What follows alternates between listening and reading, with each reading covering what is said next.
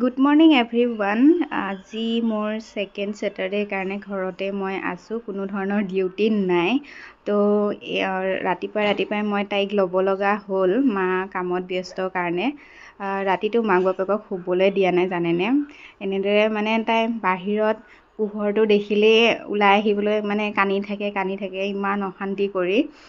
তাৰপিছতে মই এনেদৰে তাইক লৈলোঁ আৰু অলপ সময় তাইক ফুৰাই লৈ আহিলোঁ। ফুৰাই আনি এনেদৰে লৈ আছোঁ আৰু উপায় নাই, কামো কৰিবলৈ দেৰি হৈছে, এইফালে তাইক লৈও থাকিব লগা হৈছে। কাৰ এনেকুৱা হয়নো ৰাতিপুৱা সময়ত? বাচ্ছা যাৰ ঘৰত থাকে জনাবচোন। আমাৰ ঘৰততো এনেকুৱাই চলে। মই প্ৰায় ৰাতিপুৱা নলওঁৱে, মোৰ সময় নহয় কাৰণে, কিন্তু আজি ঘৰতে থকাৰ বাবে ডিউটি নাই বাবে ল'ব পাৰিলোঁ আৰু।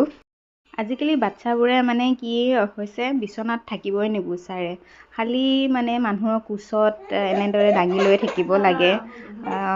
মোৰ মাটো এনিটাইম তাইৰ লগতে ব্যস্ত হৈ থাকে, তাইক লৈয়ে থাকিব লাগে। বিচনাত অকণ সময়ো নুশুৱে, বিচনাত শুৱাই দিয়াৰ লগে লগেই সাৰ পাই যায়।